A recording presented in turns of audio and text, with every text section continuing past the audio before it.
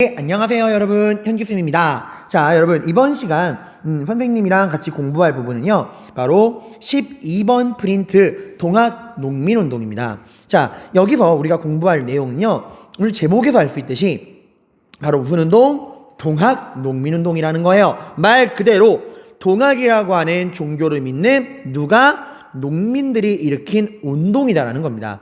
자, 여기서 우리가 생각해 볼 거, 일단 첫 번째, 동학이라는 게 도대체 무슨 종교냐, 동학이 무엇이냐 하는 거고요. 지금 어쨌건 이 동학이라는 종교를 그 당시 19세기 조선 농민들이 뭐 하고 있다는 거야? 열심히 믿고 있다는 거예요. 그러면 두 번째, 그럼 동학이라는 게 뭐길래 그 당시 농민들이 이 동학이라는 종교를 믿고 있느냐, 열심히 믿고 있느냐. 그리고 그 다음은 지금 어쨌건 동학이라는 종교를 믿는 농민들이 운동을 벌였대요. 그럼 도대체 얘들이, 동학을 믿는 농민들이 운동을 일으킨 이유는 뭐고, 이 운동이 어떻게 전개되고 어떤 결과를 가지고 오는지, 이걸 우리가 공부해 봐야겠죠. 자, 여러분 일단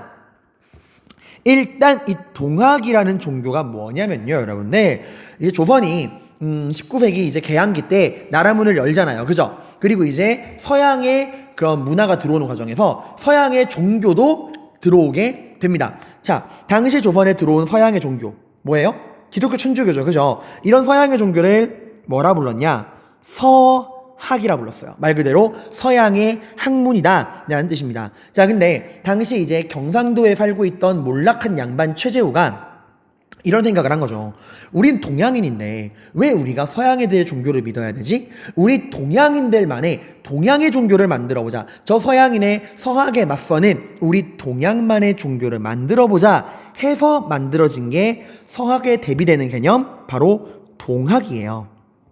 그래서 이름이 동학인 거야. 서학에 맞서는 우리 동양만의 종교다, 이래서 동학입니다. 자, 어쨌건 여러분, 이 동학이라고 하는 종교는 이 최재호가 인위적으로 만들어낸 종교인데, 지금 이 19세기 개항기 조선 농민들에게 이 동학이라는 종교가 굉장히 큰 인기를 얻고 있었다는 거예요. 자, 여러분, 누가 종교에 의지할까요? 1번, 아무런 삶에 근심 걱정이 없는 사람. 2번, 내 삶이 힘들고 지치는 사람. 당연히 2번이죠, 그죠? 내 삶이 힘들수록 사람은 더 종교에 의지하게 되잖아, 그지? 그 말인즉슨 이 동학이라는 종교가 어떤 종교인지 아직 모르겠지만 당시 조선의 농민들이 이 동학이라는 종교를 열심히 믿었다는 이야기는 조선의 농민들의 삶이 좋다, 좋지 않다? 좋지 않았다는 겁니다. 종교에 의지할 만큼 삶이 힘들었다는 거예요. 농민층의 동요. 그럼 무엇이 그렇게 농민들을 힘들게 했느냐? 크게 원인은 3가지 정도로 나뉩니다. 첫 번째, 누구의 무슨 침략? 외국 상인들의 경제적인 침략. 특히 어떤 나라 상인들? 바로 청나라와 일본입니다. 자, 청나라 상인들은 언제 이후부터? 이모군란의 결과 맺어진 조청, 상민, 수륙 무역장정 있죠? 조청, 상민, 수륙 무역장정. 이거 이후로 청나라 상인들이 내륙지방으로 막 들어왔잖아요. 내지통상권. 일본은요? 일본도 조청, 상민, 수륙 무역장정 이후에 조일, 수호조규 부록을 고친 조일 수호조규 속약을 통해서 내지 통상권을 가져왔죠, 그죠? 거기다가 조일 무역 규칙 1차 조일 통상 장정으로 무관세, 무항세, 무제한 곡물 유출, 이런 것들로 굉장히 경제적 침략이 심했잖아요, 그죠? 근데 이렇게 말하면 공부 열심히 한 친구들은 이렇게 말할 수 있을 거야. 근데 선생님, 분명히 이 조일 무역 규칙 1차 조일 통상 장정, 이 무관세, 무항세, 무제한 곡물 유출, 이거 우리가 미국이랑 조미수 통상조약을 맺고서 그 결과 일본이랑 맺었던 이 조일 무역 규칙도 바꾸잖아요. 2차 조일 통상 장정으로. 여기서 이제 무관세는 관세 협정으로, 그리고 무제한 곡물 유출도 우리가 막아낼 수 있는 방공령을 얻었잖아요. 그럼 방공령 선포하면 되는 거 아닌가요? 맞아요. 실제 우리 지방관들은 이 2차 조일 통상장정 때 우리가 얻은 권리, 곡식을 지키기 위한 명령, 방공령을 선포합니다. 근데 여러분, 이때 일본이 우리에게 방공령을 줄 때 조건이 있었죠. 그게 바로 뭐였죠? 반드시 얼마 전에 알려라? 한 달 전에 알려라. 근데 우린 분명히 한 달 전에 알렸어요. 근데 일본은 우리는 한 달 전에 그런 연락을 받은 적이 없다. 너희 조선은 한 달 전에 방공령을 미리 공지해야 한다는 그 원칙, 약속을 어김으로써 우리 일본에게 경제적인 피해를 주었다. 피해를 보상해라. 이래서 우리는 방공령을 선포하긴 했지만 별다른 효과는 누리지 못하고요. 오히려 우리는 배상금만 물게 되었습니다. 자, 두 번째로 백성들이 힘들게 하는 게 나왔네요. 바로 뭐의 지불? 배상금의 지불. 자, 이모군란 이후에 일본과 맺은 재물포조약, 갑신정변 이후 일본과 맺은 한성조약, 그리고 지금 나오는 방공령의 실패, 다 우리가 뭘 물은 거죠? 배상금을 지불한 겁니다. 근데 조선이라는 나라는 이런 배상금을 지불할 만한 재정적 상황이 안 돼요. 그럼 어떻게 했을까요? 네, 백성들 세금입니다. 이런 배상금, 국가가 지불해야 되는 배상금을 백성들의 세금을 쥐어짜서 충당을 한 거예요. 세금의 부담이 늘죠. 자, 백성들은 여러분 정말 환장을 노리신 거예요. 이 외국 상인들의 이런 경제적인 침략으로부터 자신들을 보호해줘야 되는 국가가 이 외국 상인들의 경제적인 침략으로부터 자신들을 보호해주기는커녕 각종 배상금으로 세금을 뜯어가고 있는 거예요, 여러분들. 이중고죠. 외국 상인들의 경제적 침략, 정부의 배상금, 세금 부담. 자, 여러분 이런 상황이면 여러분 정상적인 지배층이면 백성들에게 어떤 마음을 가져야 돼요? 그죠? 굉장히 미안한 마음을 가져야 합니다. 하지만 당시 조선의 지배층은 정상이 아니었어요. 백성들이 굶어 죽건 말건 나에게 중요한 건 in my pocket, 내 주머니야. 지배층의 부정부패. 여기 뭐가 나옵니까? 매관매직이라고 나오죠. 매관매직이 뭐죠? 그렇죠. 지방관 자리, 공무원. 이 지방관 자리를 돈을 주고 사고 파는 게 매관매직이죠. 근데 선생님, 분명히 흥선대원군 때 매관매직이 많이 사라졌다고 하지 않으셨나요? 맞아요. 흥선대원군 때는 사라졌죠. 근데 다시 이 민치 정권이 권력을 잡으면서 정치 기강이 어지러워지면서 다시 이 매관매직이 부활합니다. 민치 정권이 돈을 주고 지방관 자리를 사고 팔아요. 자, 그럼 여러분, 우리 한번 가정을 해볼까요? 여러분들이 이 민치 정권에게 뇌물을 바치고 지방관 자리를 사야 되는 이 부정부패한 양반이라 생각을 해봐요. 이왕 뇌물을 바치고 지방관 자리를 살 거라면 어떤 지역의 지방관 자리를 하고 싶으신가요? 뭘 많이 거둘 수 있는 지역? 당연히 세금을 많이 거둘 수 있는 지역이겠죠. 그죠? 자, 그럼 여러분, 농업국가인 조선에서 세금을 많이 거둘 수 있는 지역이다라고 하면은 당연히 뭐가 굉장히 잘 되는 지역일까? 그죠? 농사가 잘 되는 지역입니다. 자, 조선에서 농사가 잘 돼서 세금을 많이 거둘 수 있는 지역이 어디일까요? 드넓은 평야가 펼쳐져 있는 전라도 지역이겠죠. 그죠? 그래서 여러분들, 이 전라도의 지방관으로 오는 애들은 뭘 가장 많이 바친 애들이야? 그래, 뇌물을 가장 많이 바친 쓰레기 오브 쓰레기들이 이 쓰레기 오브 쓰레기들이 전라도의 지방관으로 임명받는 경우가 많았어요. 당연히 그만큼 전라도 농민들은 가장 살기가 힘들었겠죠. 그래서 이 전라도에 있는 농민들이 동학을 가장 열심히 믿었어요. 그리고 결국 이 동학 농민운동도 어디에서 시작하죠? 네, 전라도에서 시작이 됩니다. 자, 어쨌건 여러분들 지금 백성들이 왜 힘든지 봤죠? 외국 상인들의 경제적인 침략, 청나라 일본 상인들의 내지 통상권, 내륙 지방 진출, 그리고 일본의 그런 무제한 곡물 유출, 그리고 각종 배상금, 지배층의 부정부패. 쌀을 많이 사가면 쌀 가격이 오르잖아요. 이런 것들 농민층이 힘든 이유입니다. 자, 그럼 이렇게 살기 힘들었던 농민들이 왜 많고 많은 종교 중에서 이 동학의 의지를 했을까? 그거는 동학이 백성들의 마음을 끌어들일 만한 매력 포인트가 있어서 그래요. 자, 동학의 매력 포인트가 뭐냐? 동학의 교리에 있습니다. 동학은 모든 인간은 평등하다고 하는 인내천이라는 교리를 가지고 있어요. 인간이 내, 곧 천, 하늘이다. 양반이고 쌍놈이고 우리 모두 다 똑같은 하늘이다. 신분차별하지 않는다라는 거예요. 평등을 이야기하고요. 그리고 지금 백성들의 삶이 어때요? 굉장히 힘들죠. 그죠? 흔히 말하는 헬조선이란 말이야. 근데 이제 동학에서는 뭐라고 이야기하느냐? 걱정하지 마라. 언젠가 시간이 지나면 하늘이 뒤집히고 이 헬조선이 멸망하고 새로운 세계가 열릴 것이다 라고 하는 사회개혁을 이야기합니다. 그게 바로 뭐냐면 후천개벽이에요. 시간이 지나면 하늘이 개벽, 뒤집힐 것이다 라고 이야기하는 거예요. 자, 여러분, 백성들이 듣기엔 굉장히 아름다운 교리지만 여러분이 민치정권에게 뇌물을 바친 다음에 이 지방관 자리를 사는 매간매직하는 부정부패한 양반이라 생각해봐요. 동학의 교리 마음에 드십니까? 마음에 안 들죠. 어디 감히 쌍놈들이 나랑 맞먹으려 들어. 그리고 이 세계가 멸망한데 여기가 무슨 헬조선이야. 여기가 천국인데. 그죠? 그래서 이 지배층 정부는 동학을 그냥 둘 수가 없습니다. 정부는요 동학을 탄압해요. 동학의 교주가 누구라고 했죠? 최재우를 사형시켜버립니다. 사형시켰던 명분은 너는 백성들을 현혹하는 사이비 종교를 만든 사이비 교주다 라고 하는 명목하에 최재우는 사형당하게 됩니다. 자, 여러분이 동학을 믿는 신자들이면 기분이 좋아요, 나빠요? 나쁘죠. 우리 마음을 이렇게 위로해주는 아름다운 종교인 동학. 이 동학을 만든 교주님이 지금 사이비 교주라는 누명을 쓰고 목이 잘려서 죽어버렸단 말이야. 그 목은 지금 서울에 걸려있어요. 그리고 이런 사이비 교주가 만든 사이비 종교인 동학도 정부가 인정해 안 해? 인정하지 않는 거야. 불법 종교로 규정되어서 동학을 믿으면 처벌을 받았어요. 자, 이제 동학 신자들이 말하겠죠.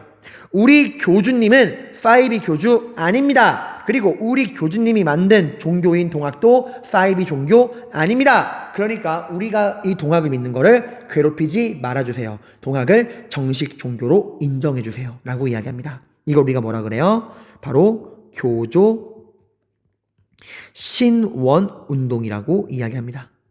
말 그대로 교조, 우리 교주 최재우의 신분을 원래대로 돌려달라는 거예요. 우리 교주님 사이비 교주 아니라는 거죠. 우리가 믿는 동학도 사이비 종교 아니고. 자, 이 말은 사이비 종교가 아니라는 말은 우리가 동학을 믿는 걸 괴롭히지 마라, 금지하지 마라, 정식으로 허락해달라는 거예요. 바로 뭐죠? 이게 동학 합법화 운동입니다. 자, 어쨌건 여러분, 이런 동학 합법화 교조 신원 운동은 당연히 시작은 뭡니까? 그죠? 종교운동이에요. 우리 교주님 신분 회복시켜주세요. 동학 허락해주세요. 이거란 말이야. 그래서 이게 이제 전국 각지에서 열려요. 공주, 삼례, 서울에서 동학 교도들이 이 교조 신원 운동을 벌입니다. 근데 이 종교운동으로 시작한 교조 신원 운동이요, 정치운동으로 바뀌게 됩니다. 언제부터? 이 보은이라는 곳에서 집회를 할 때부터. 왜 이런 일이 변화가 생기느냐? 이 교조 신원 운동에 동학을 믿지 않는, 하지만 먹고 살기 힘들죠. 동학을 안 믿어도. 동학을 믿지 않는 먹고 살기 힘든 가난한 백성들이 참여하면서부터 이런 변화가 생겨요. 왜냐하면 이 가난한 백성들은 이 동학의 교리에는 별 관심이 없어요. 교조 신원이니 뭐니 관심이 없단 말이야. 근데 왜 참여했느냐? 얘들도 먹고 살기 힘들잖아. 뭐 때문에? 외국 상인들의 경제적인 침략, 배상금, 세금 부담, 배상금 지불, 세금 부담, 지배층의 부정부패, 이런 것 때문에 먹고 살기 힘들잖아, 얘들아. 근데 지금 보니까 자기랑 똑같은 농민들이 정부에게 뭔지 몰라도 막 시위를 하고 있단 말이에요. 그러니까 나도 같이 정부에게 시위할래 하고 껴든 겁니다. 다시 한번 말하지만 이 백성들은 동학을 믿지 않는 가난한 백성들이야. 당연히 동학의 교리에는 관심이 없죠. 얘들은 뭘 이야기할까? 그치? 나의 삶을 힘들게 하는 이런 문제들 좀 해결해줘 라고 이야기하는 거예요. 그들의 삶을 힘들게 하는 게 뭐죠? 밖으로는 누구의 경제적 침략? 외국 상인들의 경제적인 침략, 내수통상권, 곡물 유출, 그리고 안으로는 지배층의 이런 부정부패와 각종 세금 부담, 이런 게 그들을 힘들게 하는 거잖아. 이런 걸 고쳐달라고 이야기를 해요. 그래서 밖으로는 외국 상인들 몰아내자, 바로 반외세. 그리고 안으로는 이 부정부패한 매간매직하는 탐관오리들 좀 쫓아내자, 안으로는 반봉건. 이런 반외세와 반봉건의 주장을 하는 정치운동으로 성격이 변하게 됩니다. 자, 이게 동학의 의미예요, 여러분들. 동학은 항상 반봉건, 반외세가 같이 있습니다.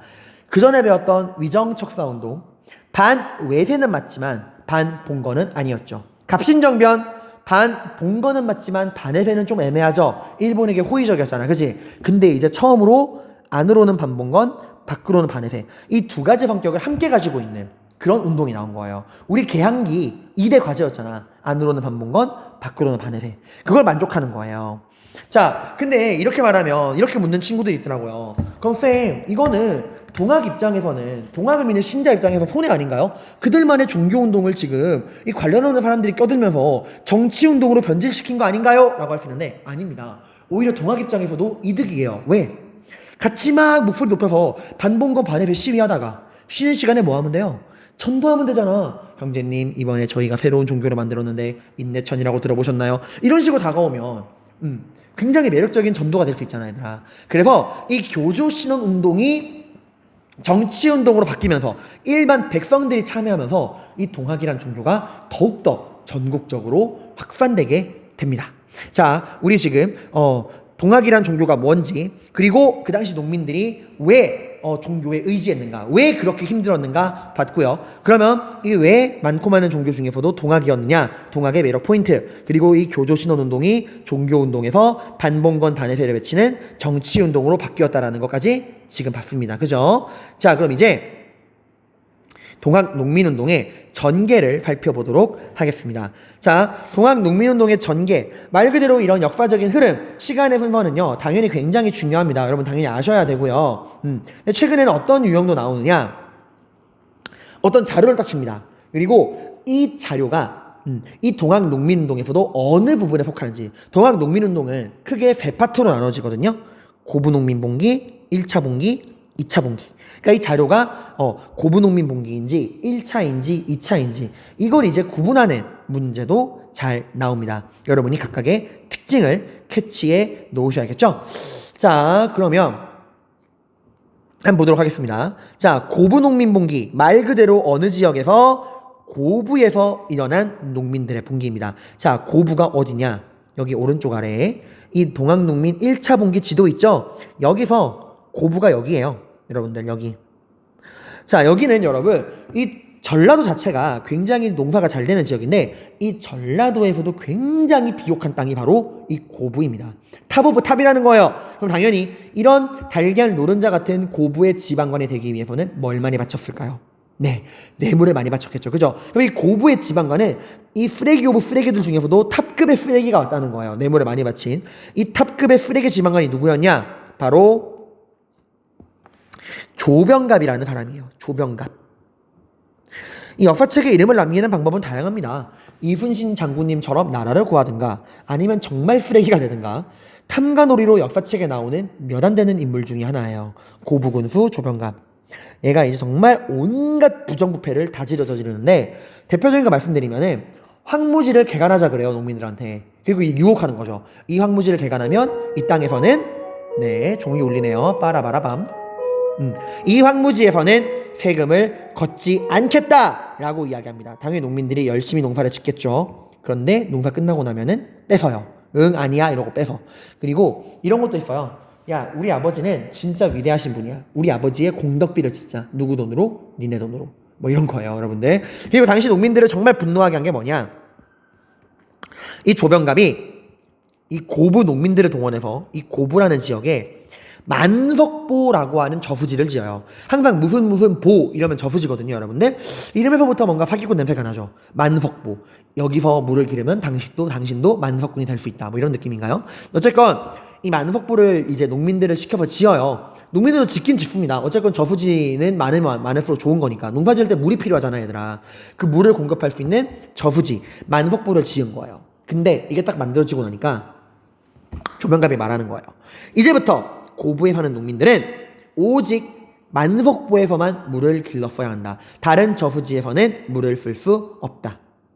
그리고 이 만석보에서 너희가 농사지을 물을 기를 때마다 누구에게 세금을 내야 한다? 나한테 세금을 내라 이러고 이 물세, 수세를 강제로 징수하는 거예요. 이건 너무한 거죠. 그래서 여러분들 당시 고부 지역에 전봉준이라고 하는 사람이 살고 있어요. 전봉준.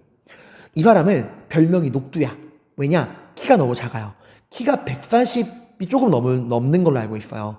녹두라고 하는 굉장히 조그만한 식물에 비유해서 조그만한 사람 녹두라고 불렀는데 이 전봉준의 집안이 몰락했지만 양반의 집안이었습니다. 그래서 이 전봉준의 아버지가 그래도 내가 양반인데 이런 집안 간의 부정부패를 두 눈 뜨고 볼 수가 없다. 해서 전봉준의 아버지가 조병갑에게 이걸 항의하러 간 거야. 이건 해도 너무한 거 아닙니까? 근데 조병갑의 대답은 저놈 때려 죽여. 이래서 전봉준의 아버지는 이 조병갑의 이런 부정부패를 항의하러 갔다가 조병갑에게 맞아 죽어요. 전봉준이 분노했겠죠. 그래서 전봉준이 이 고부농민 봉기를 준비합니다. 근데 준비하는 과정에서 들키면 돼요, 안 돼요? 안 되잖아. 그래서 이 준비하는 과정에서 비밀을 지키기 위해서 전봉준이 뭘 만드냐? 사발통문이라는 걸 만들어요. 사발통문이 뭐냐면 여러분들 백문이 불여일견이야. 보면 이해할 거예요. 여기 왼쪽 아래에 이 그림 나오죠? 이게 사발통문이에요.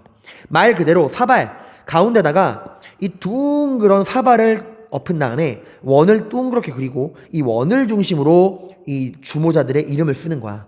이건 봐봤자 누가 리더인지 알 수가 없죠. 수직적인 구조도가 아니니까. 여기 전봉준의 이름도 있네요. 어쨌건 이런 사발통문을 통해서 기밀을 유지하고 고부농민봉기를 일으킵니다. 자, 이 고부농민봉기에 대한 분노한 농민들 수백 명이 모여서 일으킨 고부농민봉기. 여기에 대한 조선 정부의 반응은 무엇이었을까? 1번 힘으로 찍어 누른다. 2번 대화를 해본다. 정답은 2번이었습니다. 왜냐면 이건 정부가 보기에도 너무 쓰레기인 거예요. 그래서 정부가 오케이 우리가 잘못했다.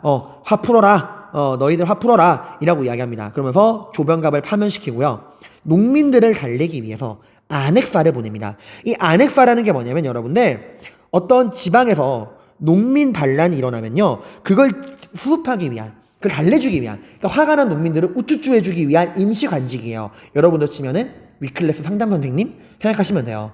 자, 근데 우리 순진한 농민들 감동을 받습니다. 야, 정부가 나라님이 우리의 억울함을 알아줘주는구나. 우리 억울함을 풀어주기 위해 안핵사를 보내주는구나 해서 농민들이 안핵사가 내려올 때 이미 그 소식을 듣고서 자진해산한 상태였어요. 막 한편에 걸어놓은 거죠. 안핵사님 환영합니다. 근데 이때 안핵사로 파견된 애가 불행하게도 굉장한 쓰레기였어요. 그의 이름은 이용태입니다. 이용태 장래희망 제2의 조병갑 이렇게 생각하시면 돼요. 이 안핵사 이용태는 농민들 달래라고 보냈더니 오히려 농민들을 엄청나게 괴롭힙니다. 동학교도를 색출하고 탄압하게 돼요. 자, 농민들 입장에서는 통수를 맞은 거죠. 그죠? 그래서 농민들이 분노해서 일으킨 게 바로 1차 봉기예요. 그러니까 정부가 조금만 지혜롭게 행동했다면 어쩌면 일어나지 않을 수도 있었던 운동이 동학농민운동입니다. 자, 여러분 여기서 우리가 고부농민봉기라는 거를 알 수 있는 키워드가 바로 무엇이냐? 바로 요거. 조병갑 그리고 만석보. 조병갑의 부정부패, 만석보를 통한 수세 강제징수, 그리고 전봉준의 무슨 통문? 사발통문. 요런 것들이 나오면 요런 것들이 나온다면은 이런 게 자료로 나온다면은 이거는 고부농민봉기라는 걸 우리가 알 수 있죠. 쌤, 안핵사 이용태는요? 여러분, 안핵사 이용태는 이게 나온다고 무조건 고부농민봉기가 아니에요. 왜냐면 문맥을 파악해야 돼. 안핵사 이용태의 파견은 고부농민봉기의 마지막이기도 하지만 동시에 뭐의 시작이기도 하죠? 네, 1차 봉기의 원인, 1차 봉기의 시작이기도 합니다. 그러니까 안핵사 이용태가 나올 때는 여러분이 문맥을 보고서 이게 고부농민봉기인지 1차 봉기인지 파악할 줄 알아야 해요. 자, 이제 1차 봉기가 일어납니다. 농민들이 어디에 모이느냐? 백산에 모입니다. 자, 여러분 백산 말 그대로 하얀 산이라는 건데요. 이 백산은 원래 이름 없는 산이었어요. 근데 이때 왜 백산이라고 불렀느냐? 여러분 여기 잠깐. 이 농민봉기를 위해 모인 농민들 다 볼까요? 옷은 무슨 옷을 입었을까요? 네, 흰 옷을 입고 모입니다. 그리고 손에는 뭘 들고 모였을까요? 지금 소풍놀이 가는 게 아니죠? 반란 일으키는 거잖아. 농민들이 손에 뭘 들고 모였느냐? 당시에 여기에 대나무가 굉장히 많았다 그래. 이 대나무를 깎아 만든 죽창을 들고 모입니다. 자, 상상해볼까요? 여러분, 이때 모인 농민들의 숫자가 거의 만여 명이었다 그래요. 흰옷 입고 죽창을 든 농민들이, 만여 명이나 되는 농민들이 산에 모인 거야. 자, 이 농민들이 죽창을 하늘 높이 들고 앉아있으면은 이 산이 뭐로 보일까? 그지? 삐죽삐죽삐죽 대나무만 보일 거 아니야. 그지? 그리고 반대로 이 농민들이 창을 내려놓고 앉아있으면 이 산이 뭐로 보일까요?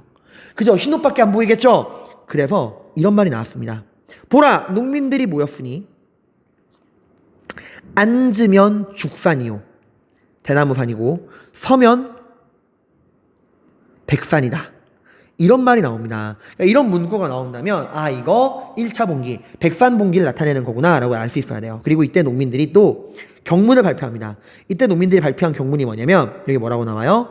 호남 창의소라고 나오죠. 말 그대로 호남이 어디냐면 전라도를 말합니다. 영남만인소, 영남은 경상도고요. 이 호남은 전라도를 말해요. 이 호남, 전라도에서 창, 드높인다. 무엇을? 정의를 드높인다라는 거예요. 자, 한번 볼게요, 이거.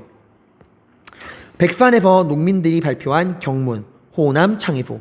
우리가 의를 들어, 창의소죠. 의를 들어 이에 이르렀으면 그 뜻이 다른 데 있지 않다. 백성을 도탄에서 건지고 국가를 반석 위에 두고자 함이라. 근데 여기 중요한 말이 나오죠. 안으로는 누구의 머리를 베고 타막한 관리의 머리를 베고 밖으로는 횡포한 강적의 무리를 구축하고자 함이라. 자, 안으로는 타막한 관리의 머리를 벤다. 이게 뭘까요? 그죠? 이게 바로 봉건적 질서에 반대하는 반봉건이죠. 밖으로는 횡포한 강적의 무리를 구축한대요. 이거 누구 몰아내자는 거예요? 외국 놈들, 외세를 몰아내자는 거죠. 이건 뭐예요? 반외세입니다. 자, 그리고 이때 호남 창의소랑 함께 발표한 게 4대 강령이에요. 이 호남 창의소를 실천하기 위한 4가지 행동 수칙이라는 거예요. 사람을 죽이거나 가축을 잡아먹지 말라. 귀엽네요. 충효를 다하여 세상을 구하고 백성을 편안하게 해라. 자, 근데 한 번에 뭐가 나와? 누구를 몰아내제? 일본 오랑캐를 몰아내서 나라의 정치를 깨끗하게 하래요. 이게 뭐죠? 뭘 반대하는 거죠? 그쵸. 외세에 반대하는 반외세죠. 그 다음 네 번째, 군대를 몰고 서울로 가서 권세가랑 귀족을 모두 없애래요. 이건 뭐에 반대하는 거죠? 그죠. 지배층, 탐관오리, 반봉건이죠. 자, 이래서 여러분들 이 호남 창의소랑 4대 강령은 1차 봉기의 중요 사료이면서도 동시에 동학농민운동의 무슨 성격을 드러내주는 거예요? 바로 반봉건, 반외세를 드러내주는 겁니다. 그래서 이런 게 나온다면 여러분들이 1차 봉기, 반봉건, 반외세를 연결할 줄 알아야 해요. 자, 이제 농민들, 이렇게 분노한 농민들, 죽창을 든 농민들이 10,000명이 모였습니다. 여기에 대한 조선 정부의 반응은 네, 이젠 더 이상 대화가 안 됩니다. 힘으로 찍어 누릅니다. 싸웁니다. 정부군 대 농민군의 한판 승부가 벌어집니다. 이게 바로 뭐냐? 여기 아래 지도에도 나와요. 무슨 전투라고 나오죠? 바로 황토연 전투, 황룡촌 전투라고 나오죠. 여기 앉으면 죽산, 서면 백산이라는 이야기도 있네요. 자, 황토연 전투, 황룡촌 전투. 여기서 이제 농민과 정부군이 싸우는데 보통 상식적으로 생각하면은 당연히 정부군이 이겨야 됩니다. 그죠? 근데 놀랍게도 이 두 번의 싸움 다 누가 이기냐? 동학농민군이 이깁니다. 근데 여기서 중요한 거는 동학농민군은 여러분들 모두가 참여한 게 아니었어요. 자, 이거 설명을 좀 해드려야 되는데 당시 우리나라에는 여러분들 동학농민군이 2개의 세력으로 나눠져 있습니다. 자, 그 중에서 첫 번째 세력이 어디냐? 아까 제가 그랬죠. 가장 농사가 잘 돼서 가장 부정부패한 지배층에게 뜯기고 있던 힘든 지역, 가장 동학을 열심히 믿은 지역, 바로 전라도입니다. 이 전라도를 중심으로 한 동학을 우리가 남접이라 불러요. 당시 남접을 이끌고 있던 거는 독두장군 전봉준입니다. 자, 근데 전라도만큼은 아니지만 평야가 많아서 지배층, 탐관오리의 수탈 대상이 된 지역이 있어요. 그게 바로 어디일까요? 여기 충청도입니다. 이 충청도를 중심으로 하는 동학을 우리가 뭐라 부르냐? 북접이라 그래요. 북접. 이 북접은 누가 이끌고 있었느냐? 최시형이라는 사람이 이끌고 있어요. 자, 성이 뭐예요? 최씨. 누가 떠올라요? 네, 맞아요. 이 사람이 동학 초대 교주인 최재우의 공식 제자 2대 교주인 최시형입니다. 정통성은 여기 있는 거예요. 근데 이 남접과 북접, 전라도를 중심으로 한, 전봉준을 중심으로 한 남접과 이 충청도 최시형을 중심으로 한 북접은 성격이 많이 달랐어요. 일단 최시형이 이끄는 충청도 동학, 북접은요, 동학을 정말 순수한 종교로 믿는 사람들이야. 이 사람들의 꿈은 이 동학이란 종교가 정부에게, 조선 정부에게 공식적으로 인정받는 거예요. 그럼 인정받으려면 정부랑 싸우면 돼, 안 돼? 안 되잖아, 얘들아. 그래가지고 이 최시형의 북접은 이 1차 봉기에 참여하지 않습니다. 1차 봉기는 누구만 참여하느냐? 전봉준을 중심으로 한 전라도 동학, 남전만 참여해요. 왜냐하면 이 사람들은 동학을 믿긴 하지만 동학을 순수 종교라기보다는 사회개혁의 수단으로서 믿던 사람들이었거든요. 이걸 제가 강조하는 이유는 2차 동학 농민운동 때는 나오는 우금치 전투, 거기에서는 남접과 북접이 연합을 합니다. 어쨌건 1차 봉기 황토연 황룡촌 전투에서는 전봉준의 남접만 참여했다는 거, 북접은 참여하지 않았다는 거. 자, 어쨌건 이깁니다. 여기서 여세를 몰아 농민군 어디까지 가느냐? 전라도의 중심 도시 비빔밥과 한옥마을로 유명한 곳 어디? 전주로 갑니다. 그리고 이 전주를 점령합니다. 여기 지도에도 나오죠. 전주성 점령. 자, 정부가 난리가 났습니다. 왜? 전주는 여러분들 조선 왕족들의 본관이에요. 조선을 건국한 태조 이성계. 무슨 이씨야? 그래, 전주 이씨잖아, 얘들아. 지금 왕족들의 본관이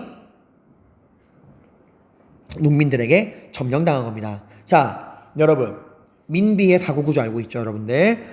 지금 반란이 일어났습니다. 근데 내가 진압을 하고 싶어. 근데 내가 진압을 할 수가 없어. 내가 힘이 없어. 힘이 없으면 뭐 하면 된다? 힘이 없으면 힘을 길러야지가 아니죠. 힘이 없으면 힘을 빌리면 돼. 이래서 여러분들 누구에게 도와달라고 그랬을까? 늘 그랬듯 청나라에게 도와달라고 요청합니다. 근데 우린 분명히 청나라에게 도와달라고 그랬는데 일본이 같이 옵니다.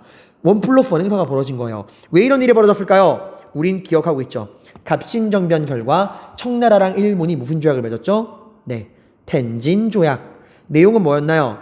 이모군란 이후에 조선에 주둔 중이던 청나라와 일본 군대를 동시에 철수시키자. 그리고 청나라랑 일본 중 어느 한 나라라도 조선에 군대를 보낼 일이 있다면 어떻게 한다? 그렇지. 상호 통보 동시 출병. 서로 알려주고 같이 군대를 보내자라는 거잖아요. 그죠? 여러분들, 이러니까 청나라가 약속대로 일본에게 알려준 거예요. 우리 이러이러해서 동학 농민운동 진압하러 갈 거야. 너희도 같이 와. 참 자기 나라 농민 반란을 대화로 푸는 게 아니라 힘으로 진압하겠다고 외국 군대를 끌어들이는 정부나 참 또 같이 들어오는 청나라 일본이나 참 상황이 엉망진창이죠. 그죠? 어쨌건 이런 갑진정변 결과 맺어진 텐진 조약으로 청나라 일본 군대가 동시에 우리나라에 출병을 하게 됩니다. 근데 들어오는 장소를 보면은 얘네 목적이 달라. 자, 청나라는 어디 상륙했다고 나와요? 그죠? 아산. 근데 일본은 인천에 상륙해. 이게 어떤 의미냐면 이런 거야, 얘들아. 봐봐. 여기 이제 오른쪽 아래 동학농민 2차 분기 지도가 나오죠? 여기 보시면은 자, 청나라 군대가 5월 5일 날 조선에 상륙하는데 상륙한 장소가 어디냐? 보일지 모르겠는데 여기 아산이에요, 아산. 왜 아산에 상륙하죠? 얘들이 온 이유가 뭐야? 조선이 얘들을 왜 불렀어요? 뭐 도와달라고? 그래, 동학 농민운동 진압하는 거 도와달라고. 동학 농민군이 어디에 근거지를 두고 있죠? 전라도 얘들아. 그러니까 전라도로 가기 위해서 가까운 이 충청도 항구인 아산만에 상륙을 한 거야. 근데 지금 일본은 어디서 내려요? 그래, 일본은 지금 어디 내려? 인천. 일본에서 여러분들 전라도로 갈 수 있는 길이 얼마나 많아, 얘들아. 일본은 바로 여기 있는데. 바로 올 수 있는데 바로 오지 않고서 멀리 삥 돌아서 인천으로 온 겁니다. 이건 애초에 여러분들 일본이 온 목적이 단순히 동학 농민운동을 진압하겠다고 온 게 아니에요. 일본은 이미 갑신정변 이후부터 힘을 길러왔죠. 청나라를 물리치고 조선을 먹어치우겠다. 지금 그만한 준비가 끝났어. 지금이 갑신정변으로부터 딱 10년 뒤의 일이거든. 일본은 이번 기회에 조선 굴복시키고 청나라 굴복시키고 우리가 조선 먹어치우자. 이런 딴 목적이 있기 때문에 수도 한성이랑 가까운 인천에 상륙을 한 겁니다. 자, 근데 어쨌건 여러분, 이러한 청나라 일본 군대의 동시 출병은 누굴 당황시켰냐? 지금 싸우고 있는 조선 정부랑 조선 정부랑 농민들 둘 다 당황시켜요. 왜냐면 여러분, 우리 텐진 조약을 몰랐거든. 근데 청나라만 주문했더니 일본이 같이 왔잖아. 외국 군대가 동시에 들어온다는 게 얼마나 위험한 일인지 우리는 이미 이모군란 때랑 갑신정변 때 뼈저리게 느꼈잖아, 얘들아. 그죠? 그래서 정부랑 농민들이 이런 공감대 형성됩니다. 이러다가 나라가 망할 수도 있겠다. 우리 제발 집안 싸움에 외세를 끌어들이지는 말자. 우리끼리 해결하자라고 합니다. 그래서 외세를 끌어들여서 나라를 망치지 말자라고 해서 정부랑 농민이 청나라랑 일본 군대를 빨리 내보내자라는 이야기가 나옵니다. 근데 여러분, 얘네를 내보낼 거면 어떻게 해야 돼? 지금 청나라 일본 군대가 뭐 때문에 온 거예요? 뭐 도와주겠다고? 그지? 동학 농민운동 진압하는 거 도와주겠다고 온 거죠. 그럼 얘네한테 우리가 나가달라고 이야기할 거면 뭐가 끝나야 됩니까? 그죠? 얘네가 들어온 명분, 이 동학 농민운동이 끝나야지만 우리가 얘네 보고 나가라고 할 수 있는 거잖아. 그래서 빨리 이거 청나라 일본 군대를 내보내기 위해서 우리가 이 동학 농민운동을 빨리 마무리하자라는 이야기가 나옵니다. 그래서 정부랑 농민이 청나라 일본 군대를 내보내기 위해서 이 전주에서 서로 화해를 약속합니다. 이게 바로 뭘까요? 이게 바로 전주화약이에요. 전주에서 화해를 약속했다라는 거예요. 자, 근데 여러분, 서로 간에 화해를 한다는 건 상대방이 원하는 걸 들어줘야 되는 거 아니야. 그래야 진정한 화해가 되고 사과가 될 거 아니에요. 정부가 농민들에게 원하는 건 뭘까요? 단순합니다. 죽창 내려놓고 반란 그만두고 빨리 고향으로 가줘, 이거예요. 근데 농민들은 여러분 단순하지가 않아요. 왜? 지금 농민들이 여러분 죽창을 든 거는 너무나 힘들어서 그래. 농민들을 힘들게 하는 게 뭡니까? 그죠? 밖으로는 누구의 침략? 외국 상인들의 경제적인 침략. 안으로는 이 부정부패한 탐관오리들의 이런 부정부패였잖아, 얘들아. 이런 문제를 해결하려는 이거예요. 그래서 농민들이 무려 정부에다가 12가지 요구를 합니다.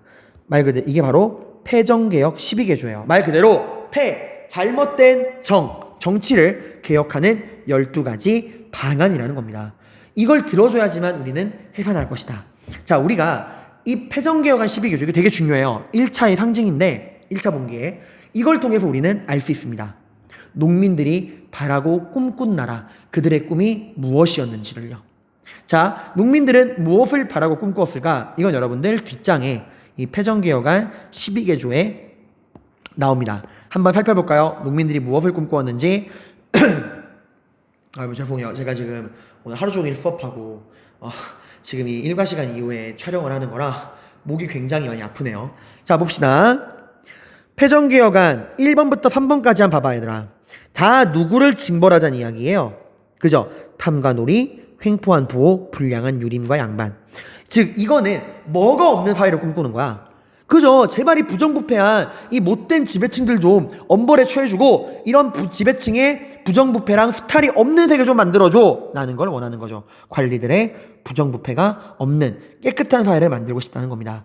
자, 그 다음에 4번과 5번 뭐가 나와요? 네, 뭘 불태우래요? 노비문서를 불태우래요. 그리고 천인에 대한 대우를 개선하래요. 백정이 쓰는 패랭이를 없애래요. 백정이 쓰는 패랭이가 뭔지는 설명드렸습니다. 여러분들 수업 시간 때.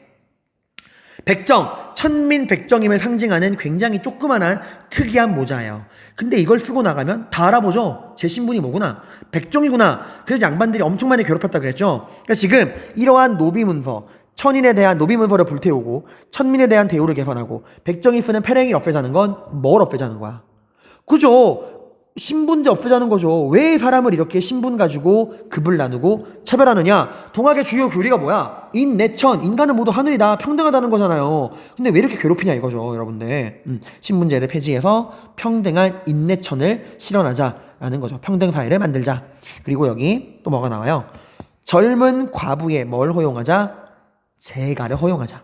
과부가 뭔지 알죠? 남편 잃은 여자입니다. 남편 잃은 여자의 재가, 재혼을 허용하자는 거예요. 조선시대에서는 이게 안 됐죠. 또 벨소리가 울리네요, 여러분들.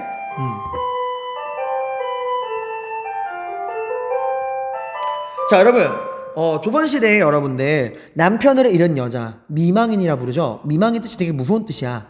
안일 미자, 망, 죽을 망자. 아직 죽지 않은 여자라는 거예요. 남편이 죽었으면 여자가 남편에 따라서 정절을 지켜서 스스로 목숨을 끊어야지 왜 아직 안 죽니? 이런 거야, 얘들아. 정말 악습이죠. 왜 여자는 남편이 죽으면 재혼할 수 없죠? 왜 여자는 남편 죽으면 따라서 죽어야 되죠? 이런 봉건적인 악습을 폐지하고 여성 인권을 존중하라는 겁니다. 참 의미가 있죠. 지금 농민운동을 주도하는 건 남자들이에요. 근데 이런 남자들도 이런 여자들의 고통을 외면하지 않았다는 겁니다. 성인지 감수성이 뛰어난 거죠. 자, 그 다음에 7번. 뭐는 일체 거두어들이지 말래요. 무명잡세. 이게 뭐냐면 없을 명, 이름 명. 이름 없는 잡다한 세금. 이게 한마디로 여러분들 당시 지배층들이 세금을 거둘 때 법대로 국가에서 법에서 정한 만큼의 세금만 거둬야 되는데 그냥 지들 마음대로 아무거나 이름 갖다 붙여서 법으로 정해져 있지 않은 이름도 없는 잡다한 세금을 그냥 지들 마음대로 거뒀다는 거예요. 그러니까 제발 그딴 거 좀 걷지 마라. 세금 거두어 드릴 때는 제발 법에서 정한 만큼만 거둬라. 세금제도 개혁. 자, 그 다음에 관리를 채용할 때는 지벌을 타파하고 인재를 등용하래요. 지벌이 뭐냐면 학연, 지연, 뇌물 이런 것들을 말합니다. 그러니까 제발 지방관 관리를 임명할 때는 우리를 위한 지방관을 임명할 때는 능력에 따라서 관리를 뽑아야지 왜 뇌물 받아 처먹고 조병갑이랑 이용태 같은 쓰레기들을 임명하느냐. 제발 관리를 임명할 때는 뭐에 따라서 능력에 따라서 관리를 임명해달라는 거예요. 그래야 우리가 편하니까, 백성들이 편하니까. 자, 여기까지 보시면 여러분들 지금 앞서 갑신정변에서 등장했던 내용들이 등장하죠. 그게 뭡니까? 그죠? 신분제 폐지, 문벌을 폐지하여 인민평등의 권리를 세운다. 노비문서를 불태우고 천인에 대한 대우를 개선하고 백정이 쓰는 패랭이를 없애자. 다 신분제 폐지. 그리고 지조법을 개혁하자. 무명자폐를 거두어들이지 말자. 다 세금제도 개혁이 공통으로 나오죠. 그리고 관리를 등용할 때는 인재를 능력에 따라 인재를 등용한다. 지벌을 타파하고 인재를 등용해라. 능력에 따른 인재 등용. 이건 다 갑신정변에서도 나왔던 거죠. 근데 갑신정변에서 나오지 않은 이야기가 있습니다. 뭐죠? 토지는 균등히 나누어 경작하게 할 것. 이거 뭘 개혁하자는 거예요? 그죠, 여러분들? 이거는 토지 제도를 개혁해서 농민들에게 토지를 나누어 달라는 얘기입니다. 그러니까 농민들이 원하는 게 여기 나오는 거죠. 갑신정변에서 금수저 도련님들은 몰랐던 농민들의 가장 워너비 소망. 우리는 농사지을 땅이 필요합니다. 절대 다수의 가난한 99명의 후장농 흥부들이 원하는 건 먹고 살 수 있는 토지를 나눠 달라는 거예요. 동학농민운동에서만 나오는 거죠. 자, 그 다음에 10번. 외적과 통하는 자는 엄히 징계할 것.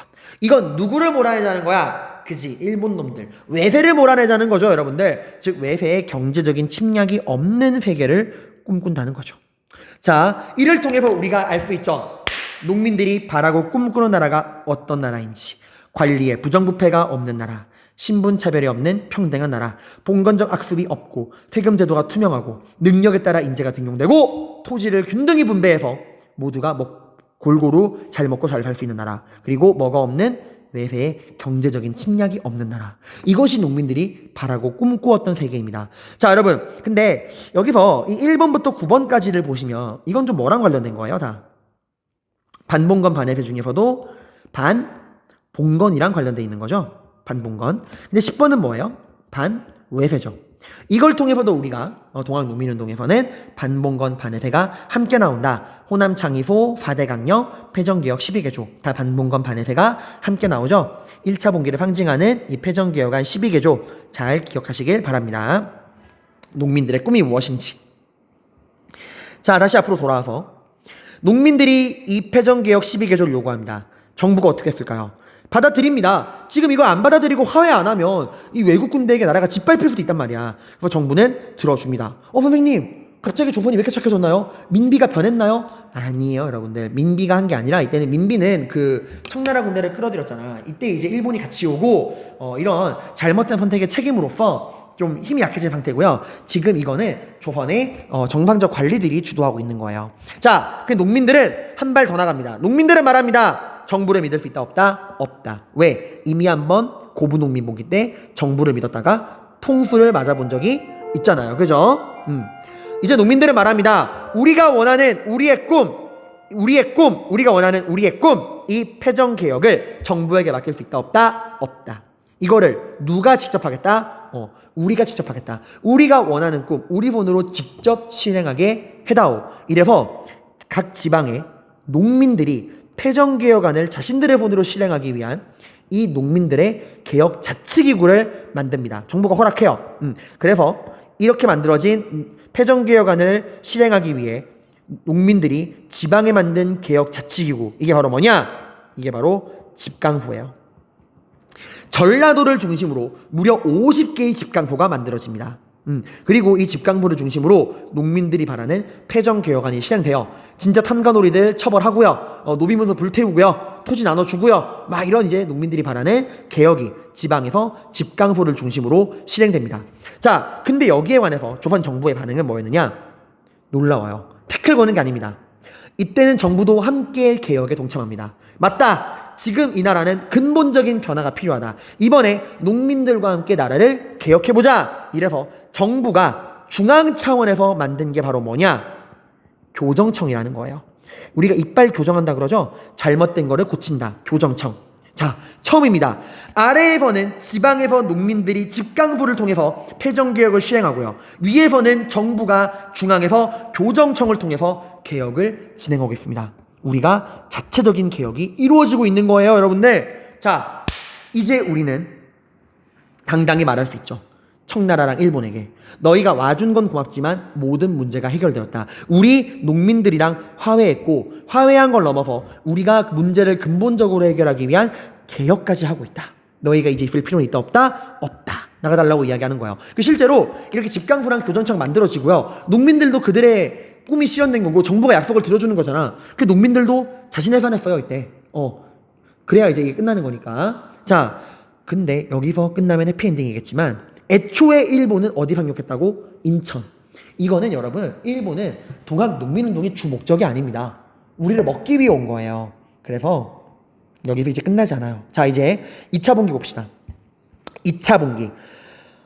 우리가 청나라 일본에게 나가달라고 이야기합니다. 근데 일본은 나가지 않아요. 일본이 오히려 어딜 점령하죠? 인천에 상륙한 이유가 있죠. 수도로 오기 위해. 바로 수도로 와서 왕과 왕비가 머무르는 경복궁을 점령합니다. 일본이 경복궁을 점령한 명분은 이런 거예요. 우리는 너희가 지금 하고 있는 이 개혁을 인정할 수 있다, 없다? 없다. 우리가 보기에 너희는 이런 자체적 개혁을 할 만한 능력이 된다, 안 된다? 안 된다. 너희가 스스로 개혁을 할 만한 능력이 안 되니까 누가 우리 위대한 일본이 너희를 대신해서 너희를 개혁시켜주겠다 하고 우리한테 강요한 게 1차 가보개혁이에요, 여러분들. 자, 그러니까 누가 당황하냐? 일본과 함께 들어온 청나라가 당황하는 거죠. 야, 일본, 우리 승진조약에서는 이런 말 없었잖아. 하니까 일본의 대답은 뭐야? 선빵이야. 이번 기회에 누가 조선의 주인이 될 수 있는지 한번 가려보자. 청일전쟁이 터집니다. 자, 이러니까 누가 열받을까요? 지금 일본은 우리가 하고 있는 이 개혁을 부정한 겁니다. 지방에서 농민들이 하고 있는 이 교정청을 통한 패정개혁, 자체적 개혁도 인정하지 않겠다는 거예요. 농민들이 분노하죠. 너희가 뭔데 우리의 꿈을 짓밟느냐. 그래서 농민들이 2차 봉기를 일으킵니다. 여러분, 2차 봉기의 직접적 원인은 이 경복궁 점령이에요. 경복궁 점령 굉장히 중요합니다. 2차와 1차를 구분짓는 기준이거든요. 자, 이 2차 봉기 누구랑 싸우기 위한 거죠? 일본과 싸우기 위한 거죠. 그래서 이때는 남접과 북접이 함께 싸웁니다. 일본으로부터 나라를 지키자. 자, 이 남접과 북접의 연합군이 충청도 논산에 모입니다. 이땐 최시영이 선언해요. 모든 동학교도는 나라를 지키기 위해 모여라. 이래가지고 이제 논산에서 모입니다. 물론 최시영이 북접군을 직접 이끈 건 아니고요. 이 북접을 이끌었던 행동대장은 손병이에요. 어쨌건 자, 전봉준이 이끄는 남접군과 최시영의 지시를 받은 손병이가 이끄는 북접군이 논산에 모입니다. 어디로 가야 되죠? 그죠? 일본을 몰아내야 되죠? 일본이 지금 어디 있는데? 경복궁에 있잖아. 일본을 몰아내러 서울로 가자. 자, 여러분, 논산에서 서울로 가기 위해 반드시 통과해야 하는 길목이 있습니다. 그게 어디냐? 바로 우금치라는 곳이에요. 당연히 이 우금치 고개에는 누가 버티고 있을까요? 농민군의 진군을 막기 위한 일본군이 버티고 있습니다. 당시 일본군의 숫자는 500이에요. 애기의 꼴랑 500이요? 여러분, 농민군의 그때 숫자가 얼마였냐? 남접과 북접 연합군, 학자들마다 다 다른데 적게 보는 사람은 2만, 많게 보는 사람은 5만에서 10만까지 보기도 합니다. 그러니까 5만에서 10만 명이 몰려오는데 일본군이 꼴랑 500? 여러분, 일본은 병력을 안 보낸 게 아니라 못 보낸 거야. 왜? 일본은 지금 뭐 하고 있어? 누구랑 싸우고 있죠? 청나라랑 싸우고 있잖아, 얘들아. 어디에서? 우리나라에서. 왜 지는 나라에서 싸우지? 우리나라에서 싸워요? 어쨌건 지금 조선의 지배권을 놓고서 청나라랑 전쟁 중이야, 얘들아. 전쟁의 주 무대는 평양이었어요. 육군의 무대는. 어쨌건 청나라랑 싸우다 보니까 많은 병력을 동원할 수가 없어. 그래서 500명만 동원하는 겁니다. 그래서 병력이 부족한 일본이 조선 정부를 협박해요. 지금 왕이 갇혀 있잖아요, 여기. 협박합니다. 왕과 민미를. 니네 나라 농민들 폭도들 진압하는데 왜 우리만 가야 되니? 같이 와! 이래가지고 500의 일본군과 3,000명의 조선 관군이 강제로 동원돼서 우금치 고개에서는 농민군 대 관군과 일본군 연합군의 전투가 벌어집니다. 이때는 1차 황토현 황룡촌 전투랑은 상황이 완전 달라요. 일본이 쓰는 무기는 조선이 쓰는 무기랑은 차원이 달라. 이때 일본이 뭘 썼느냐? 우금치 고개에 분당 150발씩 나가는 기관총, 캐틀린건, 기관총을 수십 대를 깔아놓습니다. 어떻게 됐을까요? 너무나 슬프게도 농민들은 처참하게 패배합니다. 이때 여러분, 일본 애들이 되게 장난스럽게 싸웠다 그래요. 저기 흰옷 입은 인간 표적이 달려온다. 우리 누가 맞히나 내기하자. 그냥 기관총으로 드륵 갈겨버리면 다 죽는 거예요. 이때 얼마나 끔찍했냐면 이런 기록이 있어요. 피가 강물이 되어 발목까지 차오르고 까마귀가 우금치를 떠나지 않는다. 너무 많이 죽었으니까. 근데 여러분, 제가 말했죠.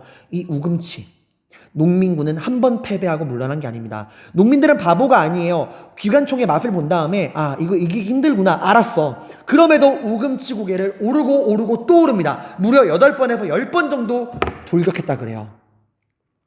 왜? 그들이 꾸었던 꿈이 있잖아.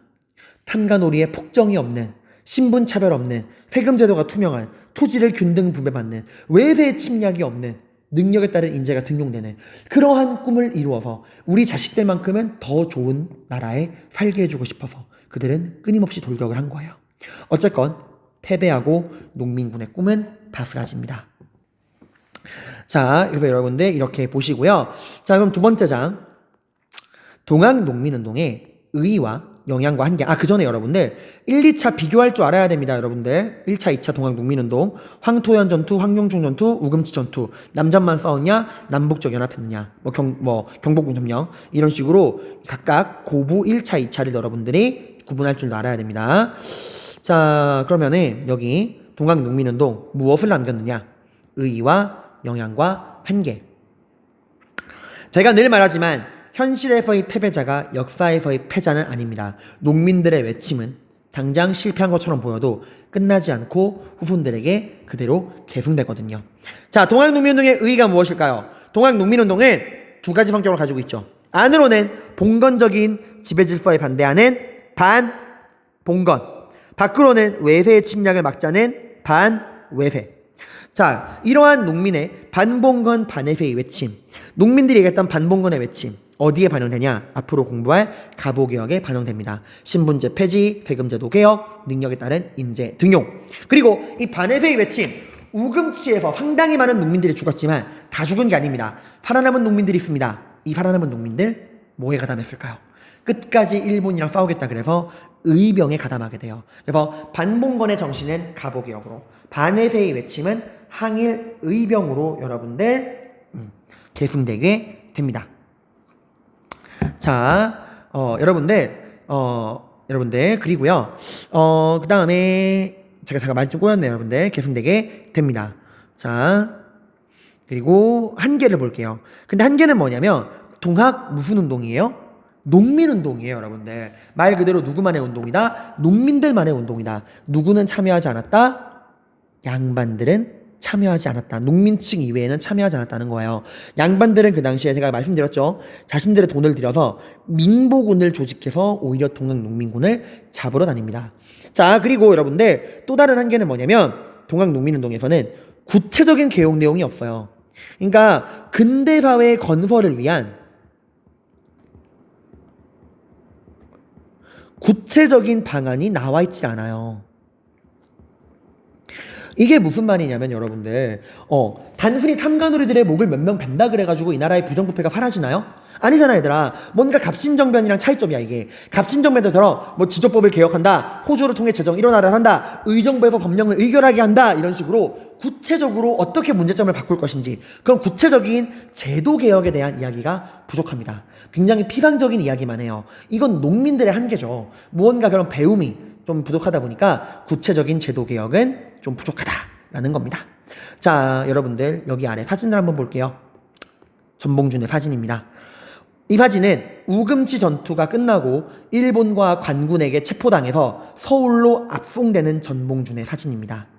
여기 이 남자가 전봉준입니다. 녹두장군 전봉준. 근데 왜 가마를 태워주느냐? 우금치 전투에서 일본의 총을 맞아서 다리가 날아갔어요. 그래서 가마에 태워주는 거야. 서울로 왜 데려갈까? 데려가서 뭐 하겠다는 거예요? 공개 처형하겠다는 겁니다. 근데 이 사진 보세요. 이 전봉준의 눈빛을 봐봐. 이게 여러분들 죽으러 가는 사람의 눈빛인가요? 두려움에 떨고 있나요? 아닙니다. 정말 사진을 잡아먹을 듯이 노려보고 있죠. 그래서 이 사진을 보고서 안도연이란 분이 시를 한 편 썼습니다.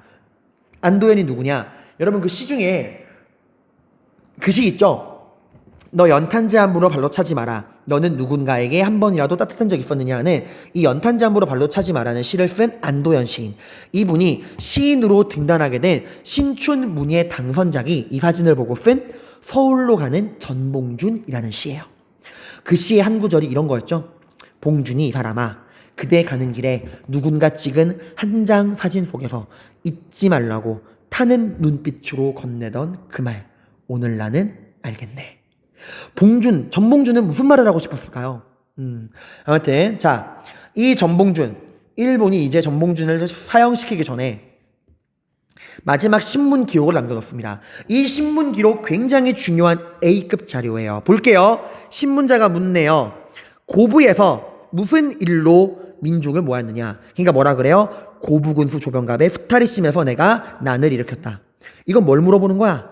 그지, 이거 고부농민봉기 물어보는 거예요, 여러분들. 자, 그 다음에 고부농민봉기 때 동학교도가 많았니, 농민이 많았니? 그러니까 전봉준이 뭐라 그래요?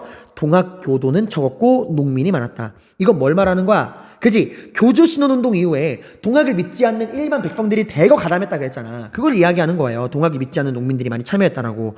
그리고 고부농민봉기로 흩어져 돌아간 후에 왜 다시 봉기했니? 그러니까 뭐라 그래요? 안핵사 이용태, 고부밀란의 책임자인 안핵사 이용태가 깽판 쳐서. 자, 이건 뭘 물어보는 거예요? 몇 차 봉기? 1차 봉기를 물어보는 거죠. 1차 봉기. 자, 그 다음에 신문자가 말하죠. 전주화약 이후에 다시 군대를 일으킨 이유는 뭐니? 그러니까 뭐라 그래요? 일본이 경복궁을 점령했다. 이거 뭐 물어보는 거야? 그래. 2차 봉기 물어보는 거예요, 여러분들. 2차 봉기. 이거 하나면 고부농민 봉기, 1차 봉기, 2차 봉기를 다 알 수 있죠, 여러분들. 자, 그리고 여기 또 아래에 다른 자료도 있죠. 1차 봉기는 안핵사 이용태, 2차 봉기는 일본이 경복궁 점령했다. 이런 이야기가 나옵니다. 자, 여러분들 이렇게 보시고 되고요. 그 다음에 13번 프린트 문제풀이 나와 있는 이 13번 프린트는 여러분들이 꼭 풀어보셔야 돼요.